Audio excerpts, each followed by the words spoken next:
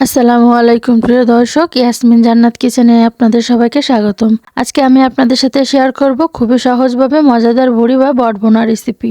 বড়ি পরিষ্কার করা একটু কষ্টকর হলেও রান্না করা কিন্তু খুবই সহজ। রুটি, পরাটা বা নান দিয়ে এই বড়ি ভুনা খেতে খুবই মজাদার লাগে। যদি হয় এক প্লেট গরম ভাতের সাথে এই বড়ি ভুনা, তাহলে তো এক প্লেট ভাত নিমিষেই শেষ হয়ে যাবে। অনেকে আছেন বড়ি বা বট খেতে পছন্দ করেন না, তারা অবশ্যই এভাবে করে একবার ট্রাই করে দেখবেন, তাহলে আর আপনারা ভুড়ি বা বট অপছন্দ করবেন না। তো প্রিয় দর্শক, আশা করছি আমার এই ভুড়ি বা বট ভুনা রেসিপিটি আপনাদের খুবই ভালো লাগবে। আর এই রেসিপিটি যদি আপনাদের ভালো লেগে থাকে, তাহলে আমার চ্যানেলটিকে সাবস্ক্রাইব করে নোটিফিকেশন অন করে পাশে থাকবেন। রেসিপিটি শুরু করার আগে উপকরণগুলো দেখে নেব।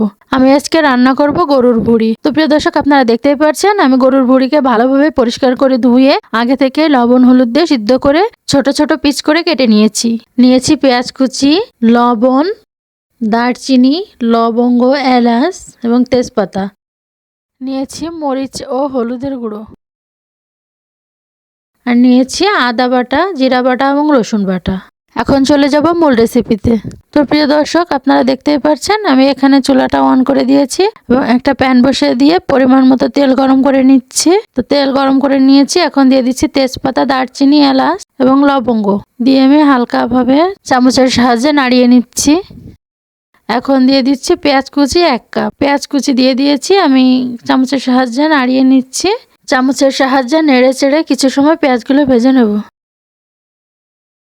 তো প্রিয় দর্শক, দেখতেই পাচ্ছেন আমি পেঁয়াজগুলো হালকাভাবে ভেজে নিয়েছি। এখন দিয়ে দেবো বাটা মশলাগুলো। প্রথমে নিয়ে নিচ্ছি আদা বাটা 1 টেবিল চামচ, রসুন বাটা 1 টেবিল চামচ এবং জিরা বাটা 1 টেবিল চামচ।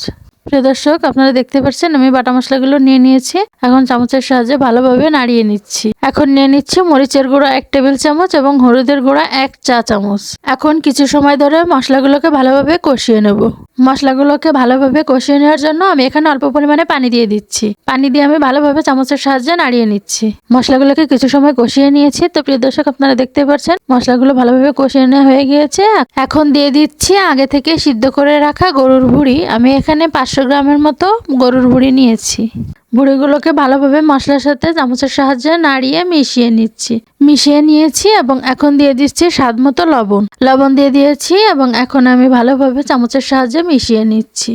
ভুড়ি এবং মশলাগুলোকে আমি চামচের সাহায্যে ভালোভাবে নাড়িয়ে নিচ্ছি। ভুড়িগুলোকে কিছু সময় কষিয়ে নিতে হবে। তো প্রিয় দর্শক, আপনারা দেখতেই পাচ্ছেন আমি ভুড়িগুলোকে ভালোভাবে কষিয়ে নিচ্ছি। আর ভালোভাবে কষিয়ে নেওয়ার জন্য আমি 5 মিনিটের জন্য ঢাকনা দিয়ে দিচ্ছি। 5 মিনিট হয়ে গিয়েছে। 5 মিনিট পর আমি ঢাকনাটা তুলে নিচ্ছি।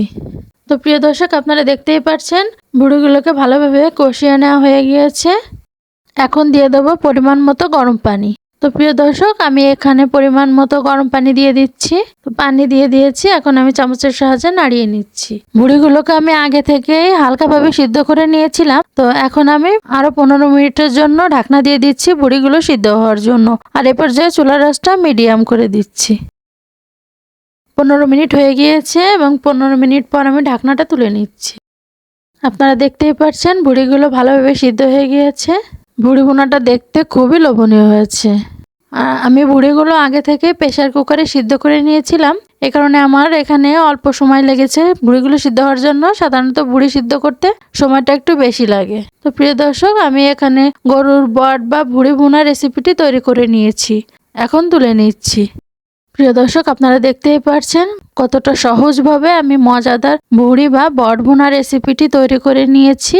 আর আমার এই বট ভুনা রেসিপিটার অনেক সুন্দর একটা কালার এসেছে, আপনারা দেখতেই পাচ্ছেন। আর খেতে খুবই মজাদার হয়েছে। প্রিয় দর্শক, আশা করছি আমার এই বট বা ভুড়ি ভুনা রেসিপিটি আপনাদের খুবই ভালো লাগবে। আর আমার এই রেসিপিটি যদি আপনাদের ভালো লেগে থাকে, তাহলে আমার এই ভিডিওটিকে লাইক, কমেন্ট এবং শেয়ার করে দেবেন। আর আমার চ্যানেলটিকে সাবস্ক্রাইব করে নোটিফিকেশন অন করে পাশে থাকবেন। আল্লাহ হাফেজ।